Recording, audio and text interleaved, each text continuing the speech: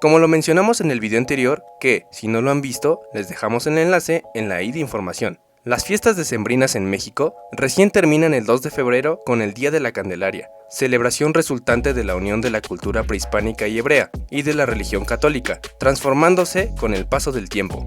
Pero, ¿de qué trata exactamente esta festividad?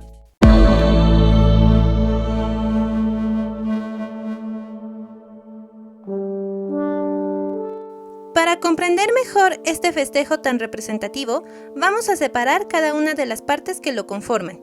Pero antes, los invitamos a que se suscriban al canal y activen la campana de notificaciones para que no se pierdan cada uno de los videos que queremos ofrecerles. Vamos a comenzar con la religión. El Día de la Candelaria se celebra exactamente 40 días después de la Navidad y culmina el ciclo que conmemora el nacimiento de Jesús. En este día, María culminó su periodo de cuarentena y acudió al templo para su purificación, al mismo tiempo que presentaba a su hijo para consagrarlo a Dios, tradición que se hacía en recuerdo de los primogénitos de Egipto. Según la creencia, la mujer debía acudir en compañía de su esposo a las puertas del templo para llevar una ofrenda, ya fuera un cordero, unas palomas o unas tórtolas. Como José y María eran pobres, llevaron 2 palomas blancas. Al entrar al templo, el anciano Simeón tomó en brazos a Jesús y lo bendijo diciendo que él sería la luz que iluminaría a los gentiles. Después le dijo a María que una espada atravesaría su alma, profetizando los sufrimientos que tendría que afrontar. Ahora vamos a hablar sobre la Virgen de la Candelaria. Este es uno de los muchos nombres que tiene la Virgen María.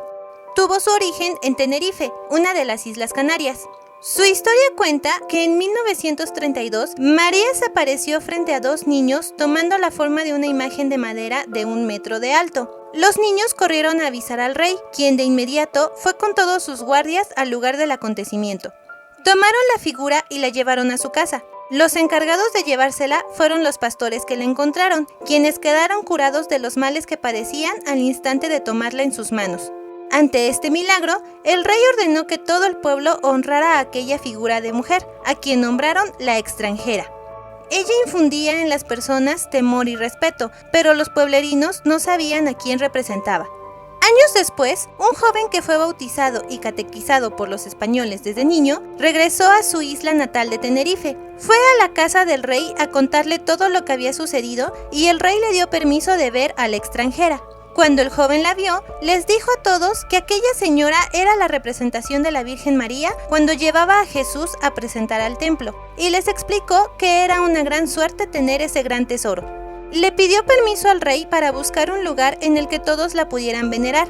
El rey accedió y llevaron la imagen a la cueva de Axminico, un templo subterráneo que parecía una iglesia natural.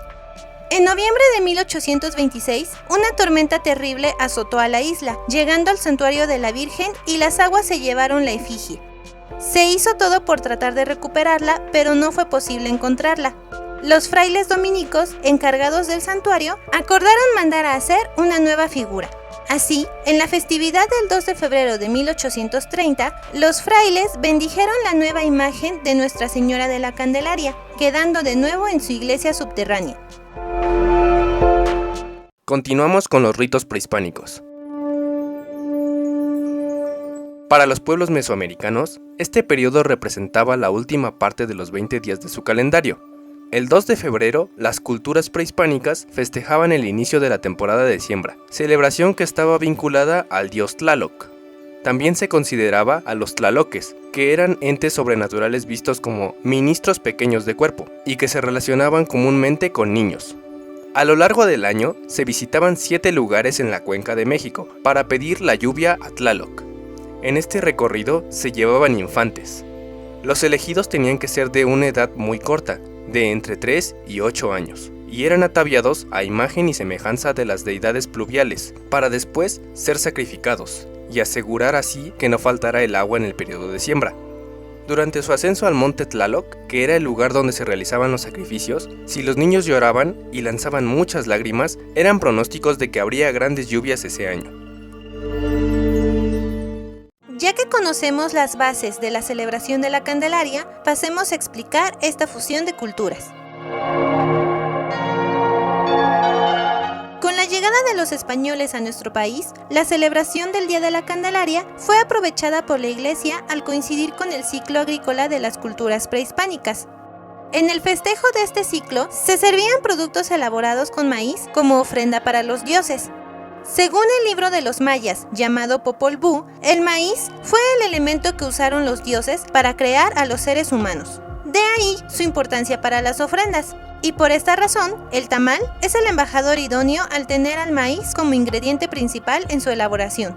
Es en este día que aquellos que el 6 de enero sacaron en su rebanada de rosca al muñequito tienen que ofrecer tamales y atole a sus invitados. Los habitantes de muchos pueblos indígenas llevan a la iglesia mazorcas para que sean bendecidas a fin de sembrar sus granos en el ciclo agrícola que inicia, lo que perpetúa aún más nuestras raíces prehispánicas. Para recordar la presentación de Jesús al templo, se llevan figuras con la imagen del Niño Dios a bendecir a la iglesia.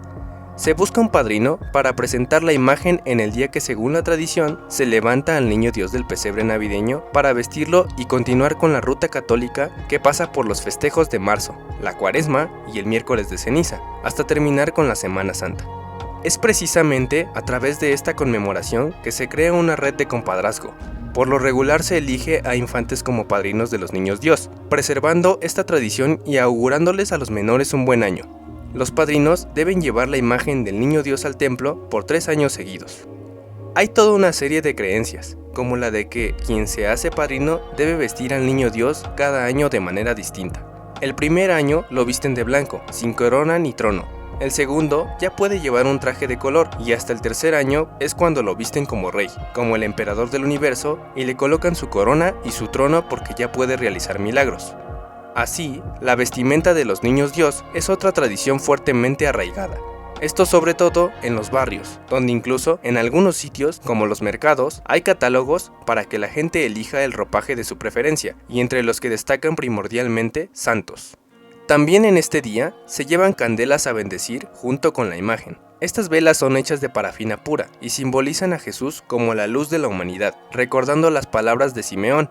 De aquí viene el nombre de la fiesta de las candelas, o el Día de la Candelaria. En México, en Tlacotalpan, estado de Veracruz, tienen como patrona a la Virgen de la Candelaria. El día 2 de febrero se acostumbra a sacar la imagen de la iglesia, cantarle las mañanitas por la mañana y por la tarde llevarla en procesión por el río Papaloapan. Definitivamente, toda esta información ha sido muy interesante. Esperamos que les hayamos podido mostrar un poco de todos los matices que involucra esta celebración y que les haya asombrado tanto como a nosotros. ¿Ustedes celebran este día? ¿Pudieron disfrutar de los tamales y el atole? ¿Hay algo que realicen ustedes que no hayamos mencionado? Díganos en los comentarios, nos encantaría saberlo. También, si les gustó el video, los invitamos a darle like y compartirlo con sus amigos. De esa forma nos apoyan y motivan mucho para seguir trayendo más contenido para ustedes. Síganos en nuestras redes sociales, nos encuentran como Emprendiendo el Viaje Oficial. De esta forma podremos estar más en contacto con ustedes. Yo soy Kalin. Y yo soy Quetzal. Nos vemos en la próxima.